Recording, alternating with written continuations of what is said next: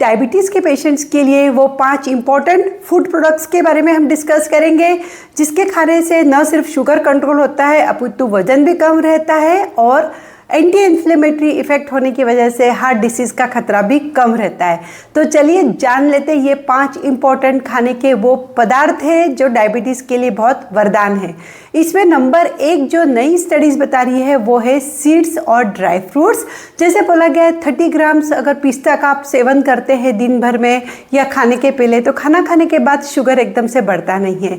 जैसे कि जितने भी आपके ड्राई फ्रूट्स है जिसे हम बोलते हैं काजू, बादाम, अखरोट, पिस्ता या फिर सीड्स मतलब कि चिया सीड्स, फ्लैक्स सीड, इन सब के सेवन से न सिर्फ ओमेगा 3 फैटी एसिड बढ़ता है, मैग्नीशियम भी मिलता है, पोटेशियम भी मिलता है, मिनरल्स भी और प्रोटीन्स भी प्रचुर मात्रा में रहते हैं। इसे आप ड्राई या भिगो के कैसे भी सेवन कर सकते हैं। सिर्फ उनको धो के खाना बहुत ज़्यादा मैं समझती हूँ ज़रूरी है ताकि फंगल इन्फेक्शन नहीं हो। तो ड्राई फ्रूट से डरिए नहीं, सीड से डरिए नहीं। Pumpkin seed, chia seed, flax seed और सीसम मतलब तिल्ली का सीड, बीज, ये बहुत आपके लिए फ़ायदेमंद रहेंगे। नंबर 2 फ्रूट प्रोडक्ट्स होता है वो है जितनी हरे पत्ते वाली सब्जियां हैं वो, क्योंकि इसमें कैलोरीज कम रहती है और फाइबर्स रहता है, वाटर कंटेंट ज़्यादा रहता है, फीलिंग अच्छा होता है। इसे आप पका के, कच्चा, थोड़ा सा कम पका के स्मूदी के रूप में इस्तेमाल कर सकते हैं। थोड़ा सा हल्का पकाने से ये होता है कि इसमें आयरन रिलीज़ हो जाता है। अगर इसे विटामिन सी वाले प्रोडक्ट के साथ खाएं, मतलब कि टमाटर या नींबू डाल के खाएंगे तो आयरन का अब्सॉर्प्शन में भी मदद मिलेगी। हरे पत्ते वाली सब्जियां जो आपके पास अवेलेबल है आप उसका इस्तेमाल कर सकते हैं। जैसे बीट या शलजम के पत्तों को फेंके नहीं, मूली के पत्ते इतने ज़्यादा इम्पोर्टेंट होते हैं जिसे हम फेंक देते हैं। पालक, बथुआ, सरसों का साग और ब्रोकोली ये सभी वरदान हैं।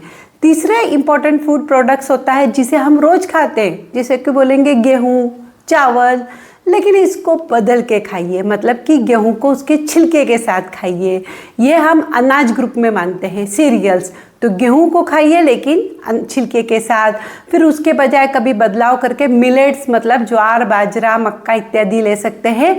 लेकिन ये सभी अनाज को आपने अगर जैसे ज्वार है इसे गला के सोख करके इस्तेमाल किया तो इसकी न्यूट्रिटिव वैल्यू बढ़ जाती है, जिसे कि बहुत कम लोग जानते हैं कि जितने भी ये अनाज होते हैं, मिलेट्स होते हैं, इसको बदल बदल के खाना चाहिए। एक जैसा कोई भी अनाज, जैसे अगर सिर्फ मक्का खाएंगे तो आपको नियासिन की कमी हो सकती है। तो ये अनाज आप बदल बदल के खाएं। चावल, सफ़ेद चावल को घर में से फेंक दीजिए और ब्राउन राइस लाइए तो शुगर अच्छा कंट्रोल रहेगा। इसके बाद बहुत इम्पॉर्टेंट और मेरा फेवरेट फूड आता है वो है बीन्स। यस, बीन्स में आपका जितने भी फली वाली सब्जियों के बीज होते हैं वो आते हैं, जैसे कि राजमा, चना, छोला, चवला फली। ये सभी जो बीन्स होती है इसमें सिर्फ प्रोटीन्स ही प्रोटीन्स रहता है, फाइबर्स रहते हैं, विटामिन्स रहते हैं। इसे आप स्प्राउट्स बना के खा सकते हैं या दालों के रूप में, ग्रेवी के रूप में और तो और सलाद में डाल के भी इसका सेवन कर सकते हैं। इससे शुगर लेवल एकदम से बढ़ता नहीं है और क्रेविंग नहीं होती है।